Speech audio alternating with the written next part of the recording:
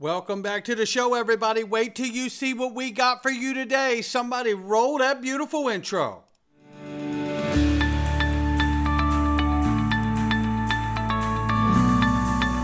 Digital Perspectives with Brad Kimes. Come on in.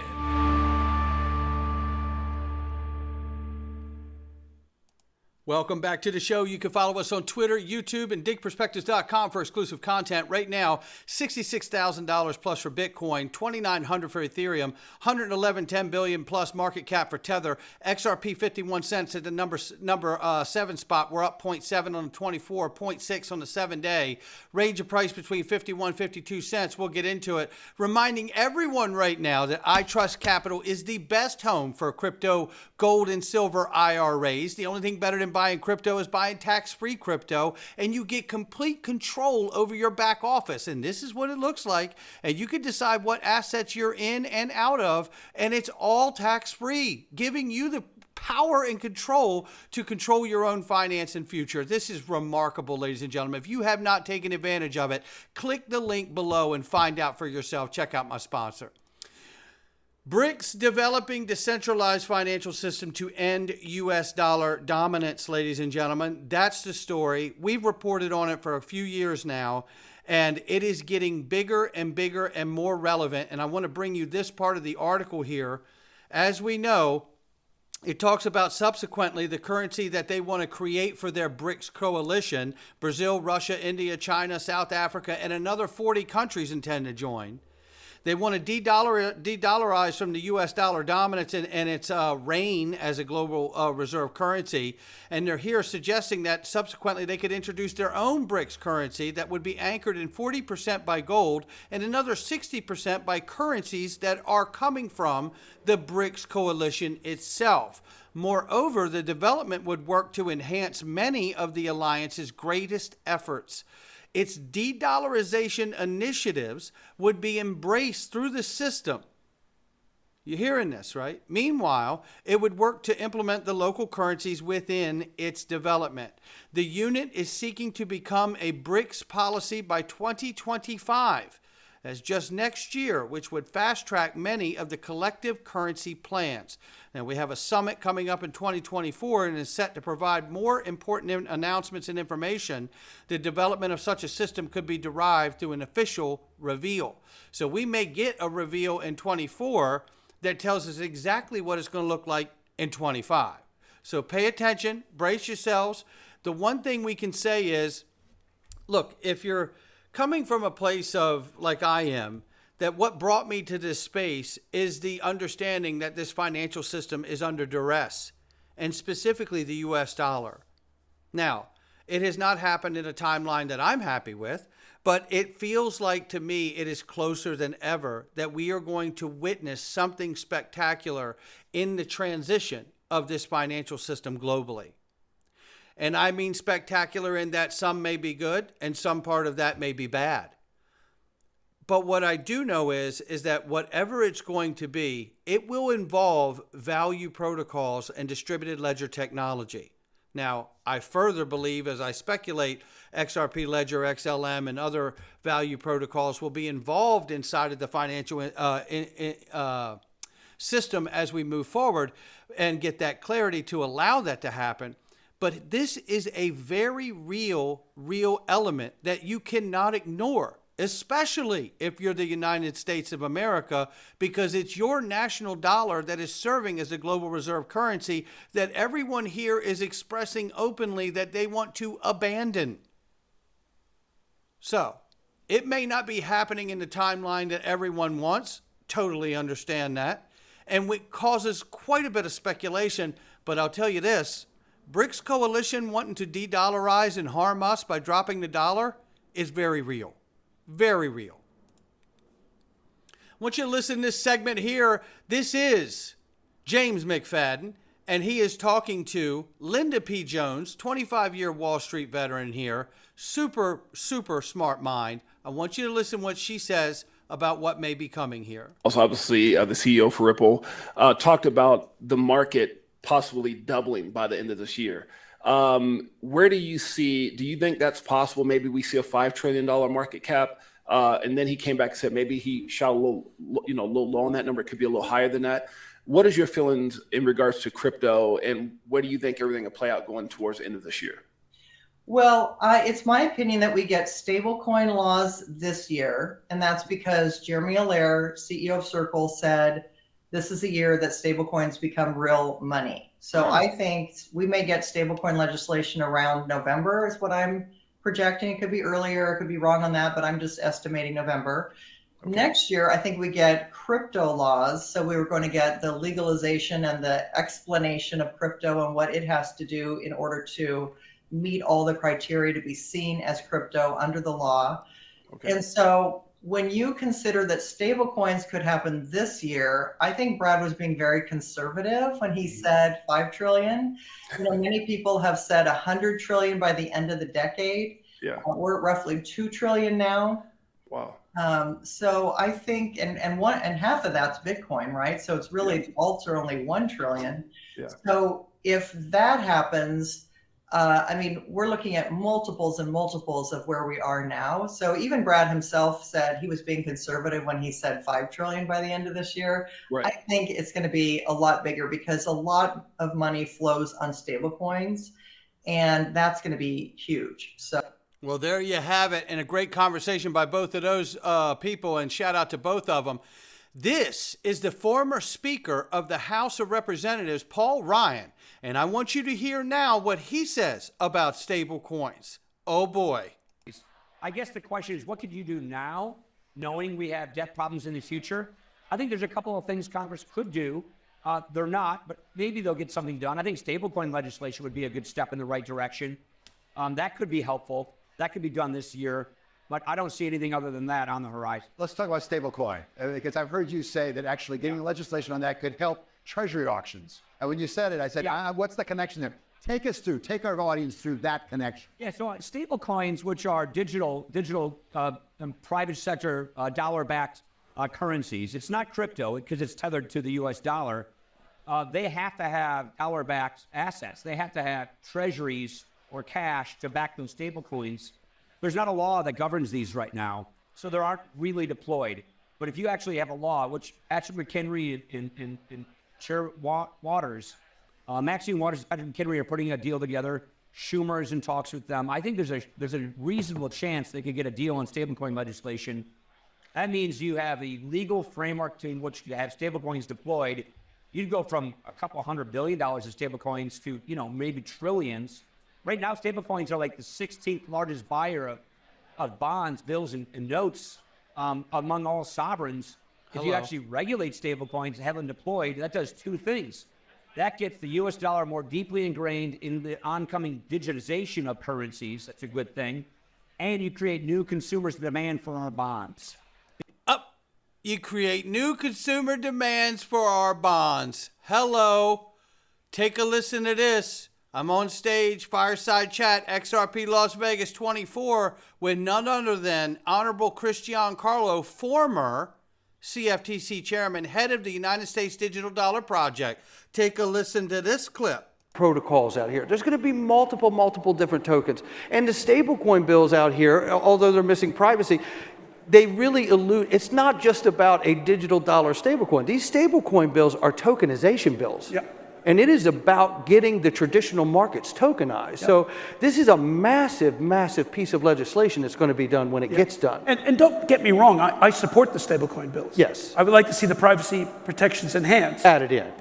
But I support them. And I support in fact, I'm on record of having supported a number of the bills. I was actually asked to put my support for the Senate bill in writing and presented to the Ag Committee, which I did last year. Well, as both of us understand, there's a protocol world after all, right? And all of this happening, and multiple different kinds of stable coins obviously that exist, whether they're commodity stable coins, fiat-backed stable coins, derivatives, stocks, bonds, and so on.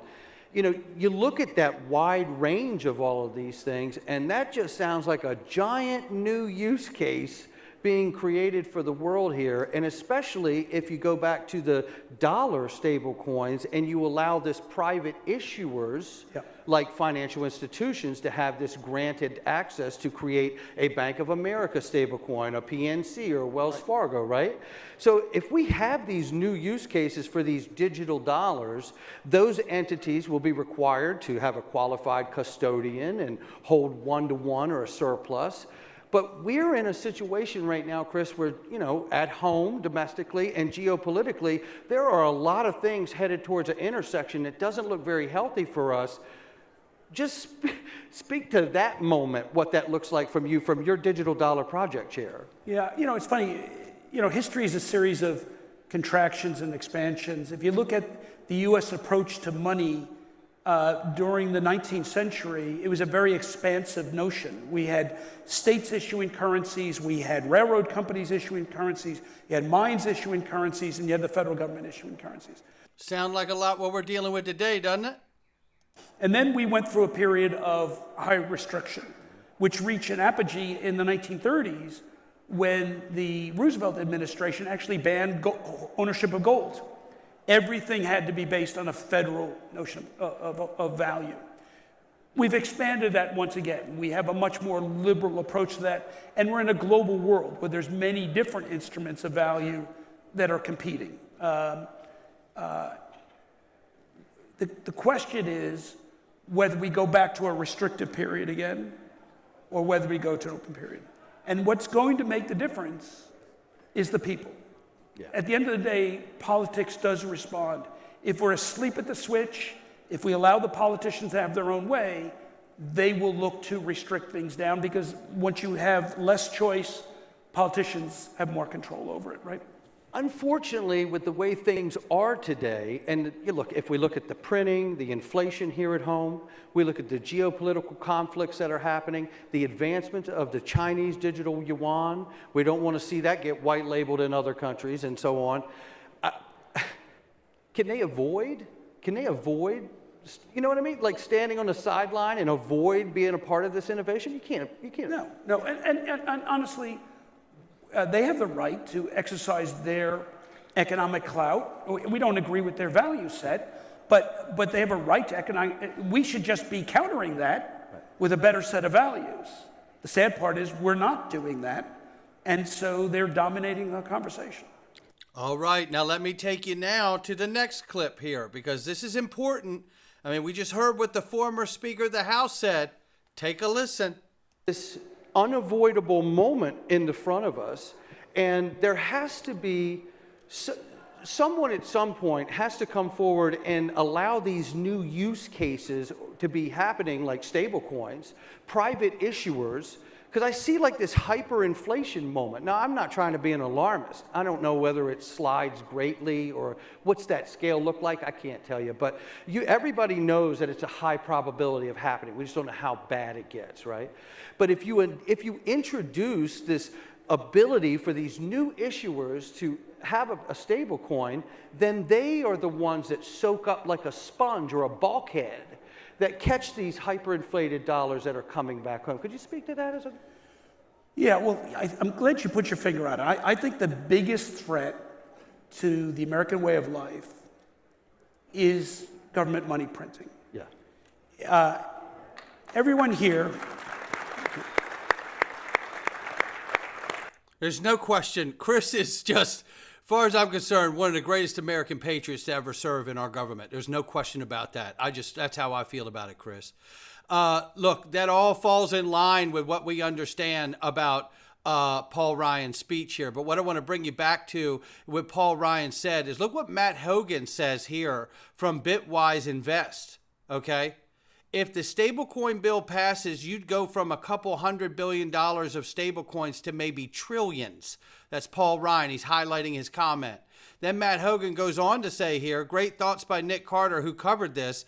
And he says, Washington aligned behind stablecoins, going to be massive catalysts for crypto in the second half of this year. And the market has not yet recognized how things have changed for stablecoins yet. You know, this is true. I think the market is not really really clued in and figured out what's going on here. I want to add to what Nick has said and added to this coverage here, and shout out to Nick for the coverage. First of all, he's talking about Paul Ryan mentioning stablecoins unprompted in response to a question about how Congress can deal with the debt. This is exactly what my point was to Chris, that stablecoin issuance done properly would allow these entities and these banks to issue a stablecoin, and they become the receiver, and they become the ones who have to be the qualifier or the custodian and hold the one-to-one or surplus to this stablecoin issuance. And this would help deal with the hyperinflation from the overprinting and the debt that's been created. This is just one step towards going in the right direction, and I think that everybody's seeing this now. I certainly hope. I want to share this here because we know that there is a provision. Let me see if I can find this here. I think this is it right here. Yes, there's a provision in the new stablecoin bill, and this is one of the legal people working with Senator Lummis on that bill and explaining it. It's Chris Land, the general counsel for Senator Lummis. And basically, you need to know what he's saying here, because there is a provision in the bill that allows the FDIC to take conservatorship of any entity that is releasing and issuing, I should say rather, stable coins. And if they do something wrong and they do it in an illicit way, FDIC can come in as a conservator and take over that entity. Now, I remind people that there is a partnership with the Secret Service and the FBI with USD Tether.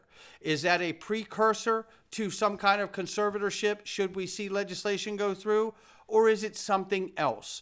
Is it just getting USD Tether prepared to fall under prudential regulation once legislation's involved? I don't know. Is it a situation where it's going to be a hard target on Tether's back? It's certainly, I would agree with Brad Garlinghouse that the U.S. government is targeting Tether. There's no question about that from the testimony in Congress, the committees we've watched. Where is this going? How far it goes? I don't know. I really don't.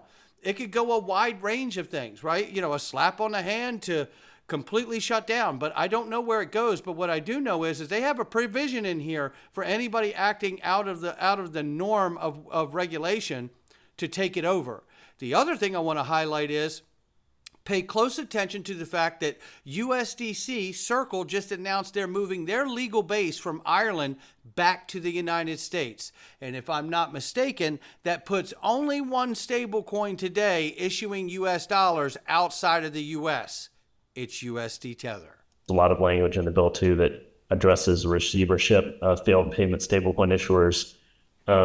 We don't expect any payment stablecoin issuers to fail because we have a robust regulatory framework. But that receivership, that conservatorship, also it has a provision for people doing illicit activity. It was just highlighted that USD Tether had been allowing illicit transactions from China to Russia to support the Ukraine their fight in the Ukraine conflict. And to bypass sanctions rather. So take a listen. The reality of the situation is you're not going to see big money investors, or Wall Street get involved in the stablecoin space unless they have assurances that if something does go wrong, in the unlikely event it does go wrong, they'll be able to get the money back. So we have this receivership thing in place with the hopes that it's never used, but it's just meant to promote confidence in the stablecoin system. And every system has to have some kind of protocol in place if something bad happens. You can't just say, well, we're going to move forward and we're pretty sure everybody's going to do it the right way. I want you to hear now, shout out to 24 Hours Crypto for this clip. He's going to tell you that Martin Grunberg, who's got more on his plate today than most know, but the reality is that he said this a couple years ago about stable coins. Take a listen. And by the way, the FDIC is what's cited in the provision of the stablecoin bill that would be the conservatorship of any entity acting illegally. Martin J. Grunberg. Back in 2022, he said something very remarkable that stands out significantly today. He's the chairman of the Federal Deposit Insurance Corporation, which Ripple has ties to, which we're going to get into in a moment. But listen to what he said here. Payment stablecoins would be safer if they were transacted on permissioned ledger systems with a robust governance and compliance mechanism. So at this point, I want to remind you that Ripple does have a private XRP ledger for central banks and the things of that nature too. Just wanted to remind everybody. The ability to know all the parties, including nodes and validators, that are engaging in payment stablecoin activities is critical. Because 6 days ago, SBI came out and they said they're going to begin their validator node operations on the XRP ledger. That's exactly right. And shout out to 24 Hours Crypto. Make sure you give him a follow. And I also want to highlight, too, the connection he was talking about to the FDIC with Sandy O'Connor, who we know sits on the board for Ripple. Look, things are mounting, ladies and gentlemen. This is going to be a pretty critical year, 18 months or so. So hold on to your hat. If there's anything I've learned, patience certainly is one of the greatest attributes of any investor in this space. Not financial advice from me or anyone else. And speaking of patience, how about understanding? Understanding is one of the greatest attributes of anyone on earth. And we're about to get some real understanding on GameStop. I've got another video day. You need to see it of what's happening and what it could really mean. All right, we're going into the Freedom Zone. Not financial advice from me or anyone else. Come on in. All right, welcome back.